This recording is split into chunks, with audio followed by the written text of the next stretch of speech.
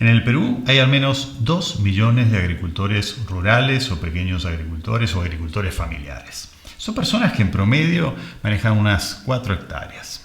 En algunos casos tienen negocios rentables, pero para la mayoría es muy difícil llegar a un punto de equilibrio.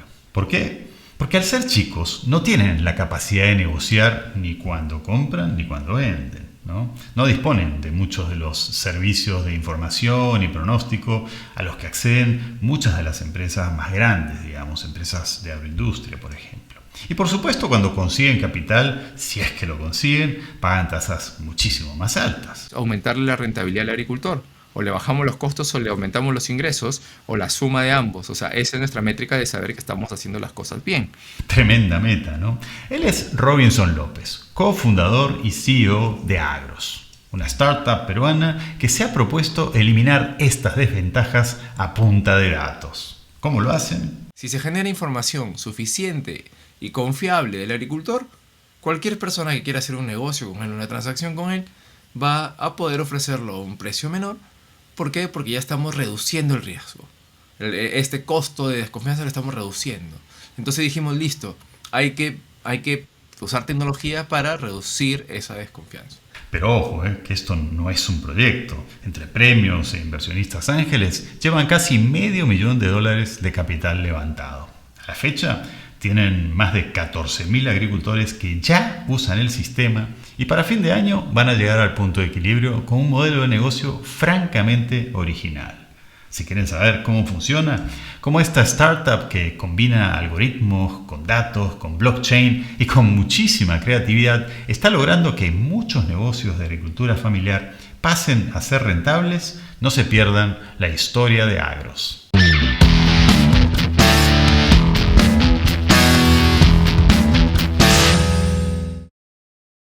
¿Cómo empieza esta historia?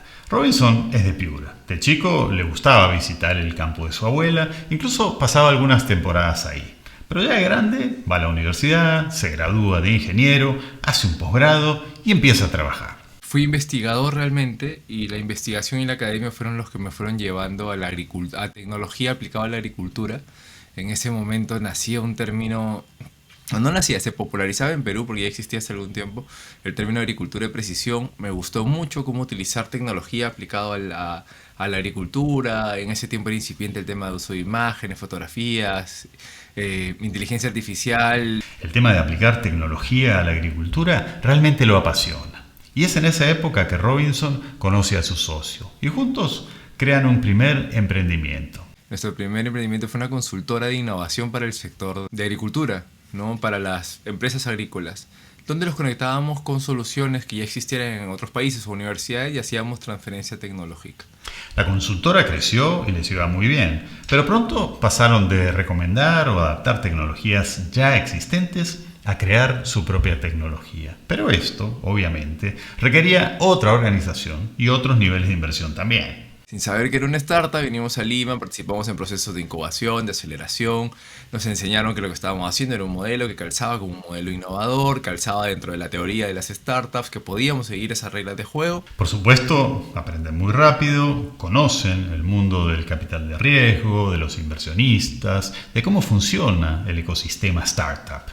Y finalmente consiguen su primera inversión. Sale nuestra primera startup que estaba orientada a ofrecer tecnología de agricultura de precisión, pero hacia la gran agricultura, a empresas grandes agrícolas. Las cosas van muy bien, el negocio crece, se expanden por la región, llegan a tener oficinas en Chile y Argentina también, hasta que un evento familiar pone a Robinson en contacto con esa agricultura familiar, rural, pequeña, como se le llama, ¿no? Que él había conocido de chico. Mi abuela ya fallece y bueno, yo era el único de alguna manera vinculado al campo. Nadie en mi familia se dedicó a la agronomía o a algún campo cercano. Entonces me dijeron, Robinson, tú eres el que más o menos está vinculado. ¿Te parece si vas a ver la parcela de la abuela, la finca de la abuela, para poder ver qué conviene, ¿no? Porque ya se venían alquilando las tierras hace muchos años y se desconocía el estado de cómo, o sea, del campo. La cosa es que Robinson se va a visitar esta finca y claro, por un lado se alegra de ver todo como lo recordaba, pero a la vez esto le produce sentimientos encontrados. Lo frustrante era que exactamente luego de 25 años estaba tal cual la recordaba. Nada había cambiado. No tenían acceso a agua potable, los servicios higiénicos todavía no eran de las mejores condiciones, aún la gente alrededor de la zona cocinaba con leña, las técnicas del campo, cómo se manejaba el campo, pues era muy artesanal. Esto impactó tanto a Robinson que inmediatamente llamó a su socio y le contó lo que estaba pensando. Me siento mal, le digo, siento algo en que nosotros estamos trabajando, no sé, con empresas entre Chile y Argentina que usan drones para monitorear, que están probando robots para cosecha y no dañar la fruta. Le digo, y acá la agricultura está por lo menos 30 años atrasada, si no es más, le digo. Siento que estamos ayudando a colaborar en agrandar esta brecha, le digo. Estamos innovando en el sector que está llevando una delantera muy grande y el sector que lo necesita urgentemente. Le digo, siento que pese a que tenemos conexión con este sector no estamos haciendo nada. A raíz de esta conversación, deciden vender la primera startup y con ese capital, como ellos mismos lo dicen, se embarcan en la próxima locura. Sabíamos que queríamos hacer algo en agricultura, agricultura familiar o agricultura rural, pero no sabíamos qué, Así que volvieron a lo suyo, investigar. Estuvimos investigando con agricultores, contratamos una antropóloga que nos pudiera guiar en el proceso de observación, de investigación, de conocimiento de las problemáticas. Y a primera vista siempre hay muchos problemas, pero dijimos hay que tratar de atacar un problema medular que tenga mucho impacto, porque no vamos a poder resolverlos todos. Estuvieron casi un año observando, yendo de aquí para allá, conversando y acompañando en el día a día, digamos, del campo a muchísimos agricultores. Hasta que dieron con ese problema medular, con un problema que, según ellos, era el origen de muchísimos otros problemas. El impuesto a la desconfianza, que básicamente es que como se desconoce mucho sobre la información del agricultor, el sobrecosto, vamos a ver, esto se aplica a todo, se aplica a la parte comercial, se aplica a la parte financiera. Cuando tú desconoces algo y tienes desconfianza de que la calidad de un producto sea buena, de que sea un buen pagador, si es que le prestas dinero, etcétera, tú lo que haces es cubrirte y te cubres con una tasa de interés alta o con condiciones comerciales que te protejan o con un precio bajo, por último. Porque tú dices, no puedo yo arriesgarme demasiado porque no conozco a este señor. Este impuesto a la desconfianza, como lo llamaron ellos, afectaba todas las relaciones del agricultor. La compra de insumos, que les resultaban muchísimo más caros, el obtener créditos, porque las tasas eran altísimas. Incluso afectaba sus posibilidades de vender a mejores precios. Entonces dijimos, listo, acá hay un tema, algo interesante que puede ocurrir. Si se genera información suficiente y confiable del agricultor, cualquier persona que quiera hacer un negocio con él, una transacción con él, va a poder ofrecerlo a un precio menor. ¿Por qué? Porque ya estamos reduciendo el riesgo. Empezamos ahí, creamos información básica del agricultor, creamos una primera herramienta para recolectar información del agricultor, para crear un perfil digital del agricultor. Para crear el perfil, la gente de Agros generaba muchísima interacción con los agricultores. Iban, conversaban, les preguntaban de todo, les explicaban de qué se trataba todo, y poco a poco los mismos agricultores fueron entendiendo cuáles eran las ventajas de tener un perfil público, digamos, en la nube, y los beneficios que les podía traer, ¿no? Básicamente se dieron cuenta que cualquier mejora que implementaran estaría disponible inmediatamente en ese registro para que sus proveedores o clientes pudieran verlo. Y esto los motivó a querer mejorar, a querer aprender. Ingeniero, yo para poder realizar bien las cosas necesito que me asesoren, que me eduquen, me den herramientas de asistencia técnica. Entonces nosotros lo que dijimos fue, listo, hay que crear una herramienta para darle información al agricultor para que pueda producir mejor. Ya tenemos la información digital, ahora simplemente hay que hacer que los agricultores sean mejores agricultores, ¿no? Y con eso ya tenemos un super agricultor con un perfil muy informado sobre él y además capacitado, soportado, y cualquiera va a querer hacer negocios con él. Perfecto. Pero no iba a ser tan fácil, ¿no? Por un lado, no todas las zonas rurales tenían internet de banda ancha, con lo cual el sistema debía ser mucho más robusto y simple, como para funcionar con baja conectividad. Pero había algo más. Al comienzo, nuestra primera versión del producto era por mensaje de texto. Luego nos dimos cuenta que el agricultor no abría los mensajes de texto, nos dimos cuenta que no le gustaba leer. Esto los hizo pensar en una solución basada en una tecnología más básica, digamos, ¿no? Entre su camino de la casa a la parcela o a la finca, lo hacían con radio, iban escuchando radio todo el camino. Entonces la voz era un canal mucho más habitual para ellos que la lectura, ¿no? Que el texto. Por eso al final nuestro producto se basó en fortalecer el canal de llamada telefónica o de voz, y a partir de ahí construir tecnologías que permitieran que el agricultor con una llamada telefónica pudiera hacer lo mismo que hacemos nosotros con cualquier app. Este concepto atrajo la atención nada menos que del Instituto Tecnológico de Massachusetts. Sí, el famoso MIT. Con ello es que tuvimos la oportunidad de ir a presentarle nuestra primera versión al MIT sobre cómo podíamos nosotros crear esta información de un agricultor y además conectarlo con entidades financieras. Y el agricultor solicitar un crédito a través de llamada telefónica. Esa era la innovación. Pero sabemos que hay muchas fintech que ofrecen productos similares basados en inteligencia artificial, ¿no? Hoy en día, hasta algunos bancos tradicionales están dando créditos por teléfono. Entonces, ¿dónde estaba la innovación de la que habla Robinson? O sea, no la innovación de la inteligencia artificial súper avanzada, sino de usar tecnologías a disposición en las zonas rurales para dar este salto, ¿no? Entonces, este enfoque no tradicional creo yo que fue lo que le llamó mucho la atención al MIT. Esto en realidad era un concurso, una competencia que ganaron compitiendo contra propuestas de todo el mundo. Le encantó el MIT decidió invertir en nosotros, y así pasamos de... Nos quedaban 2 meses de runway y justo llega la inversión de MIT. So it's my honor to now announce tonight's Global Grand Prize winner in the category of Technology Access, and that is Agros.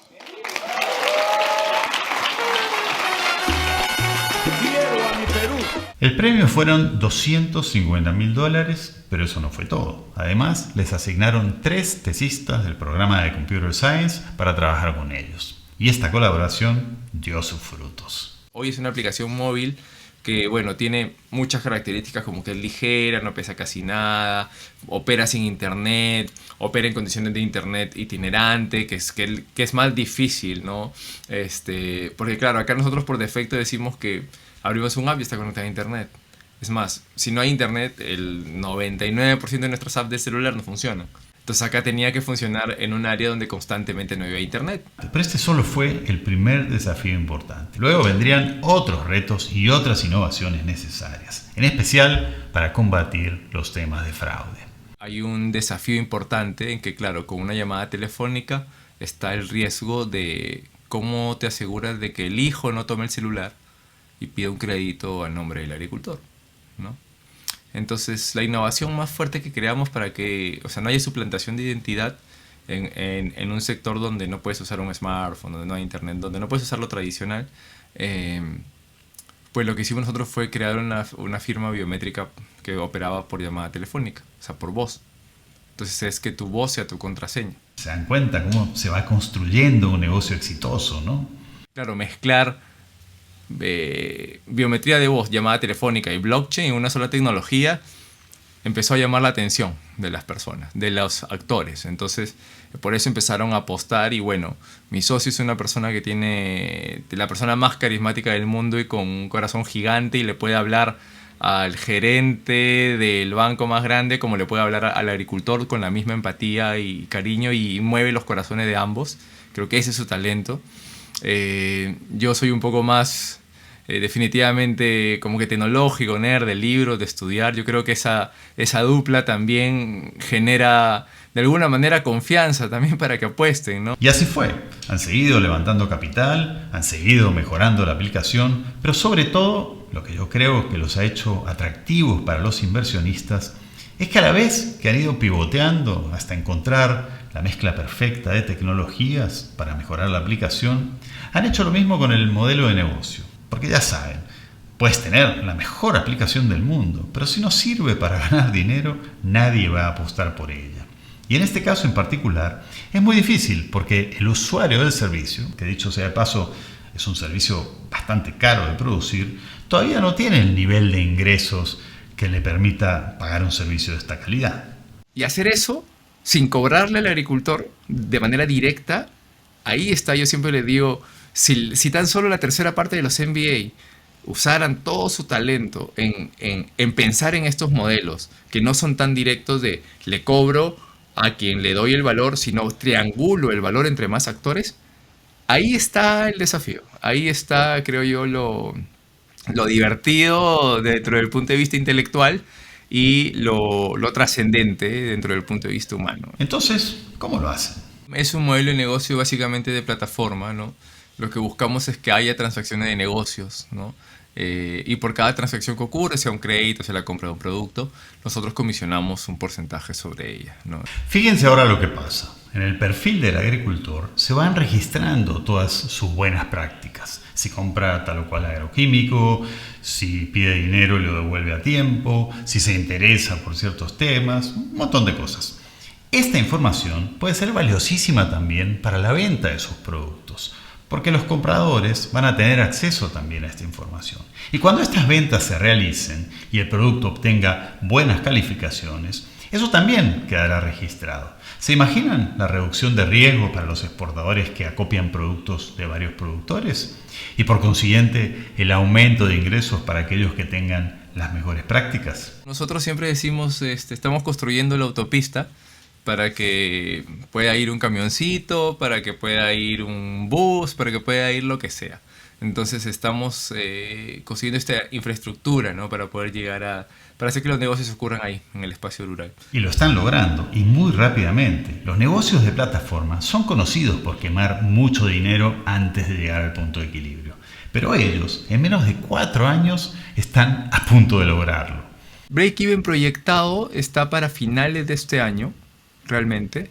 Genial, ¿no? Si les gustó esta historia, por favor déjenme sus comentarios, quiero saber lo que piensan. Suscríbanse al canal, déjenme un like y compartan porque, ya saben, buscamos inspirar a más latinoamericanos a hacer negocios y crear riqueza para todos los stakeholders. Como en el caso de Agros, una startup que la está rompiendo en Perú, no solo por su propio crecimiento, sino porque está multiplicando las oportunidades para un sector tan importante de la población como son los agricultores de la pequeña agricultura. Nos vemos. Chao.